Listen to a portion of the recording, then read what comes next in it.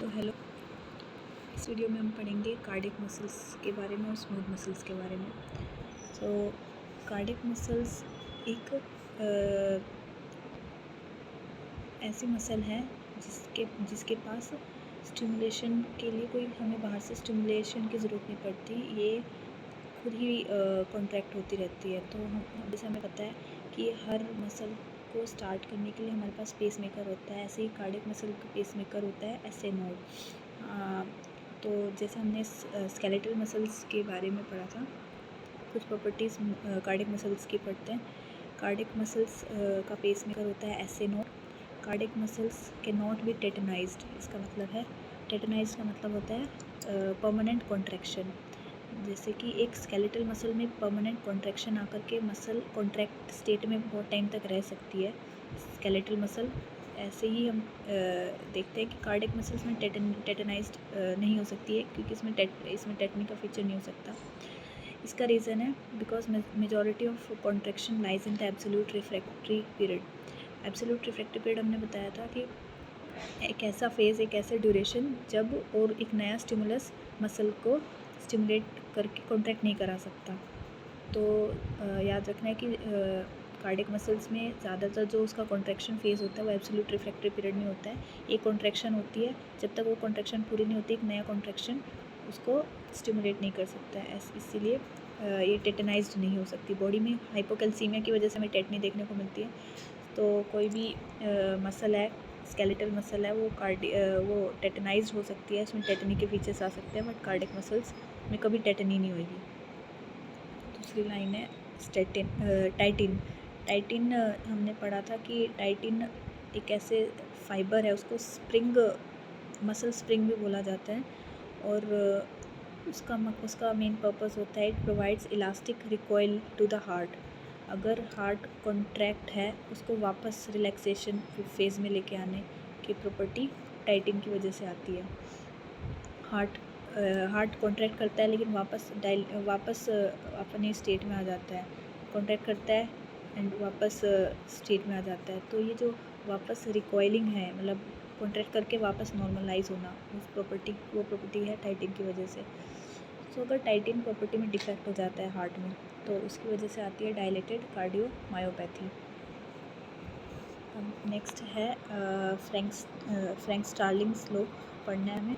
Frank स्टार्लिंग्स law क्या कहता है कि हार्ट की मसल्स है जो उनका जो फोर्स ऑफ कॉन्ट्रैक्शन है that is directly proportional to the end diastolic volume and also directly proportional to the initial length of the muscle fibre. बहुत सिंपल सा लॉ है। इसका मतलब है कि एक हार्ट जब कॉन्ट्रैक्ट होना स्टार्ट होएगा तो वो इनिशियल उसमें जितना लेंथ है, जितना ज़्यादा उसका वॉल्यूम डायलेट होगा, उतना फोर्स के साथ वो कॉन्ट्रैक्ट करेगा। सो हमें पता है कि एंड डायस्टोलिक वॉल्यूम क्या होता है। ये हार्ट है,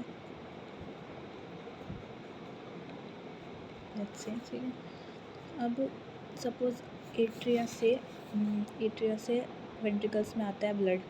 तो ब्लड अगर ये वॉल्यूम था शुरू में, जैसे ही ब्लड आ गया तो इसका जो वॉल्यूम है इतना हो गया। तो इसमें हमने देखा कि इसमें वॉल्यूम का चेंज हो गया। इनिशियल जो लेंथ थी हर मसल फाइबर की वो इंक्रीज़ हो गई, क्योंकि इसका वॉल्यूम इंक्रीज़ होना है तो हर जो लेंथ है हर मसल फाइबर की वो इंक्रीज़ हो गई। तो ये होगी इसकी इनिशियल लेंथ। अब डायस्टोल में क्या होता है, फिलिंग होती है इसकी, तो वेंट्रिकल्स फिल हो गया। तो एंड डायस्टोलिक वॉल्यूम का मतलब है जब रेस्टिंग पे था हार्ट का चैम्बर और ये फिल हो रहा था, तो एंड मतलब एट द लास्ट, तो डायस्टोल ख़त्म हो गया। तो इसमें जितना भी ब्लड आ गया, अब इस ब्लड को कॉन्ट्रैक्ट करके बाहर फेंकना है। तो at the end of diastole इसके पास जितना ब्लड आ गया, इसकी वॉल्यूम कितना होता है, 120 ml होता है।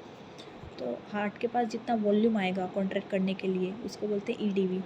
सो जब हार्ट के पास ब्लड आ रहा था तो ये स्ट्रेच हो रहा था, धीरे धीरे करके ब्लड फिल तो होता जा रहा है और ये स्ट्रेच होता जा रहा था। तो उसका जो इंडिविजुअल फाइबर था कार्डियक मसल का, वो लेंथ उसकी बढ़ रही थी। तो इनिशियल लेंथ थी उसकी, तो इनिशियल लेंथ कह लो या फिर एंड डायस्टोलिक वॉल्यूम कह लो। तो जितना ज़्यादा फिलिंग होएगी उतना ज़्यादा डायस्टोलिक वॉल्यूम इंक्रीज़ होगा, उतनी ज़्यादा इनिशियल लेंथ इंक्रीज़ होएगी। जितनी ज़्यादा लेंथ इंक्रीज़ हुई, अब हार्ट के पास वॉल्यूम, ब्लड का कुछ वॉल्यूम आ गया, अब उतनी ही फोर्स के साथ वो उसको कॉन्ट्रैक्ट करेगा।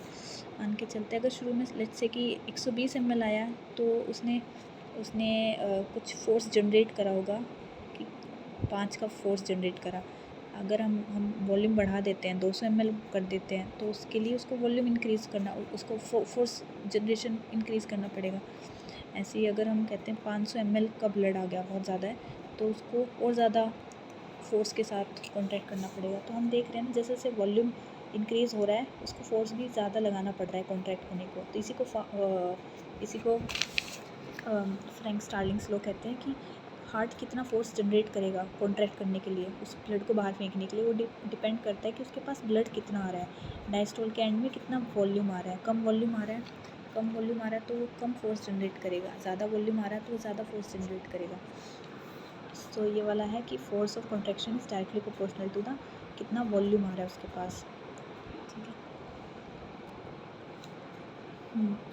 अब कार्डियक मसल के बारे में पढ़ लिए कुछ लाइंस, अब पढ़ते हैं स्मूथ मसल्स के बारे में।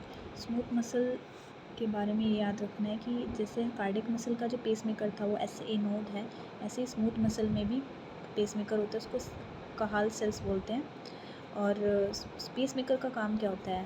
पेसमेकर का काम है कॉन्ट्रैक्शन जनरेट करना बिना किसी एक्सटर्नल स्टिमुलस के। स्मूथ मसल एक इनवॉलेंट्री मसल है, कार्डियक मसल भी एक इनवॉलेंट्री मसल है, बट स्केलेटल मसल एक वॉलेंट्री मसल है। तो वॉलेंट्री मसल हमारी मर्ज़ी से चलेगी, तो इसको स्टिमुलस हम देंगे तब जाके कॉन्ट्रैक्ट करेगी। लेकिन कार्डियक मसल और स्मूथ मसल को हम कंट्रोल नहीं कर सकते, इनके पास खुद का कंट्रोलिंग सिस्टम है, उनको बोलते हैं पेसमेकर, जो कि इनमें कॉन्ट्रैक्शन जनरेट करेगा हर एक स्पेसिफिक पीरियड ऑफ टाइम के बाद। तो ये इनवॉलेंट्री मसल्स में कुछ पेसमेकर्स होते हैं, कार्डियक मसल का पेसमेकर, ऐसे ही स्मूथ मसल में भी पेसमेकर्स होते हैं, सेल्स ऑफ कहाल बोलते हैं। जैसे कि स्मूथ मसल्स कहाँ कहाँ पाई जा सकती है? हमारी GI स्मूथ मसल है, यूरिनरी ट्रैक्ट स्मूथ मसल है। तो ये सारे जो सिस्टम है इनमें कॉन्ट्रैक्शन होती है। GI की मोटिलिटी है वो स्मूथ मसल्स की कॉन्ट्रैक्शन की वजह से GI में मोटिलिटी देखने को मिलती है। तो जो GI की मोटिलिटी है उसको कौन रेगुलेट करता है? सेल्स ऑफ कहाल। तो ये वाला पॉइंट था कि स्मूथ मसल्स में पेसमेकर सेल्स ऑफ कहाल होता है। अब जैसे हमने पढ़ा था कि स्केलेटल मसल में कैल्शियम रिलीज़ होता है, कैल्शियम क्या कराता है? कॉन्ट्रैक्शन कराता है मसल की। ऐसे ही स्मूथ मसल में भी कैल्शियम रिलीज़ कौन करता है? Ryanodine receptor and IP3। Ryanodine receptor skeletal muscle में भी था, यहाँ पे एक एक्स्ट्रा रिसेप्टर आता है हमारे पास, उसको IP3 बोलते हैं। इनोसिटोल ट्राइफॉस्फेट, इनोसिटोल ट्राइफॉस्फेट का हमने फंक्शन फर्स्ट चैप्टर में पढ़ा था, जहाँ टाइप्स ऑफ ये पढ़े थे हमने, स्फिंगोमाइलिन वगैरह। तो याद रखना है कि स्मूथ मसल में दो रिसेप्टर्स होते हैं कैल्शियम के रिलीज़ के लिए, इसलिए जब IP3 कैल्शियम रिलीज़ करेगा तो स्मूथ मसल कॉन्ट्रैक्ट हो जाएंगी।